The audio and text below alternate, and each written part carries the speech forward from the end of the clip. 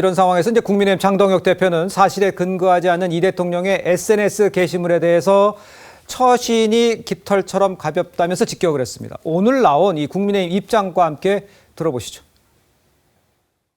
가짜뉴스 퍼날라서 외교 리스크를 만들어 놓고 이제 와서 조금 다행이라고 하면 다 해결되는 겁니까? 대통령의 처신이 이렇게 가벼워도 되는 것입니까? 가짜뉴스 뒤져서 올릴 시간에 민생부터 챙기시기 바랍니다.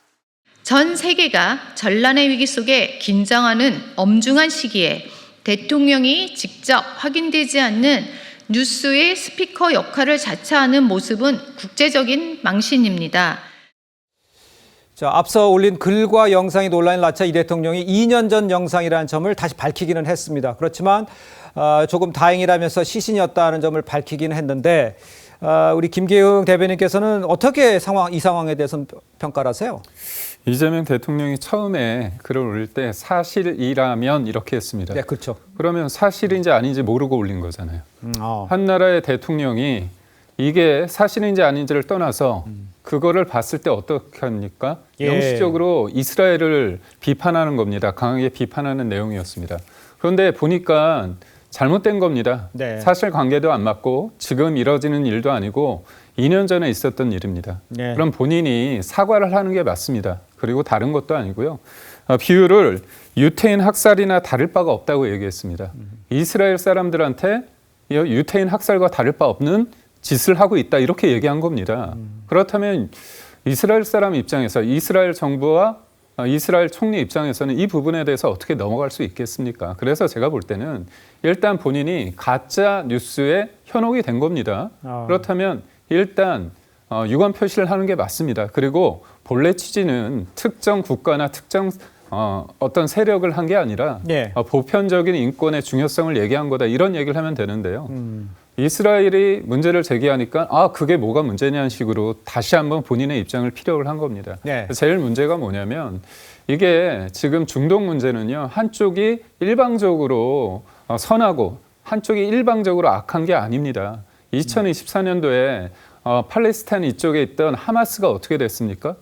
비행기 타고 와가지고 수백 명을 죽이고 수백 명을 납치했습니다. 네. 그렇다면 이스라엘 입장에서는 이번에 이란과의 어떤 전쟁 속에서 하마스나 그다음에 헤즈볼라나 후티 반군에 대해서 본인들의 어떤 일종의 실력 행사를 할 수 있겠죠. 물론 제가 말씀드리는 게 그 과정에서 있었던 물리적인 어떤 충돌과 사망, 사상자에 대해서 제가 당연하게 생각하는 건 아닙니다. 예. 이럴수록 이재명 대통령은 대한민국 대통령으로서의 본인의 말의 무게에 대해서 알아야 되고요. 저는 과연 지금 청와대나 국무회의는 과연 하고 있는지 모든 국정에 대해서 이재명 대통령께서 SNS에 툭툭 글을 올리고 있거든요.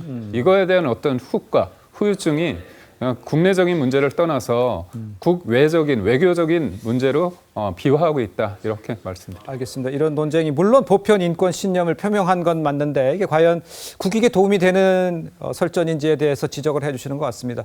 일단 이 대통령이 공개적으로 가짜뉴스를 올린 것이나 다름없는 상황이라는 이야기가 나오고 있는 가운데 한동훈 전 대표가요.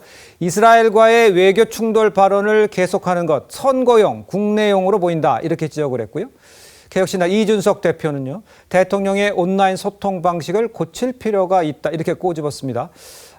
성치훈 부장께서는 어떻게 답하시겠어요?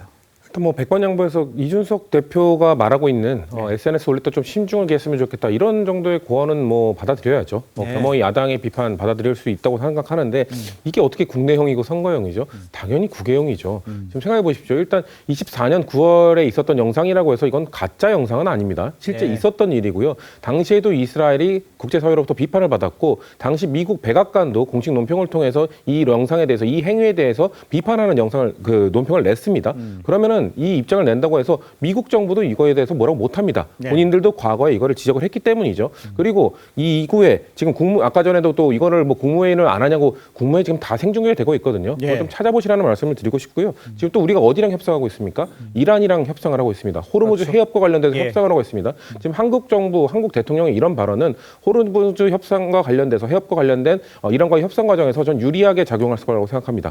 오히려 지금 한국 정부가 이 국제 이란과 이 이스라엘 전쟁 전쟁 상황에서 예. 이 정도의 발언을 했다는 거는 이란한테 말할 충분한 명분이 되지 않겠습니까? 아. 물론 이런 발언을 통해서 뭔가 이란에게 자, 우리 이런 발언도 했으니까 호르무즈 협 통과시켜줘 이렇게 공개적으로 말은 못 하겠습니다만 예. 적어도 이란 정부도 이런 상황을 다 지켜보고 있을 것이고 적어도 한국에 대해서는 뭔가 해협을 통과하는 조건으로 뭔가 이 발언에 대해서 충분히 감안하고 얘기해 줄 수 있다. 전 그렇기 때문에 이거는 다분히 국내 선거용이나 이런 용이 아니라 외적으로 이재명 대통령이 전 생각을 하고 올린 거라고 생각합니다. 알겠습니다. 그러니까 송치훈 부대변인께서 보시기에는 지금 특사가 지금 이란에 가야 되는 이런 상황이기 때문에 그런까지 감안한 내용이다. 그런 거에 이제 대통령의 판단이요 결정이었다는 얘기를 해주셨는데 우리 김경대. 우선 사실관계를 보면요. 예.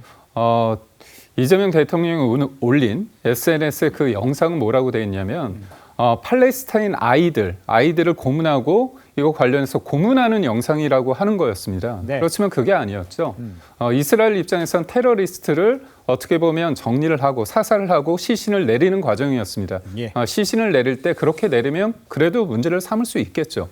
하지만 이재명 대통령께서 올렸던 그 영상은 어린아이를 고문하는 영상이라는 제목이 있었습니다. 예. 그렇기 때문에 그건 명확히 가짜뉴스고요. 무엇보다도 지금 이란의 어떤 마음을 얻기 위해서 이렇게 했다. 그러면 이스라엘과 그리고 유대인이 미국 사회에서 영향력을 행사하는 이 부분에 대해서는 어떻게 예. 하겠습니까? 그래서 이거를 단선적으로 그리고 표피적으로 대하는 게 아니라 국제사회는 굉장히 엉켜있는 부분이 있기 때문에 사실을 기초로 해서 얘기를 해야 되고 그 과정은 대통령이 툭툭 던지는 말이 아니라 SNS가 아니라 청와대 회의나 아니면 국무회의를 통해서 진중하게 팩트에서 출발해야 된다고 봅니다.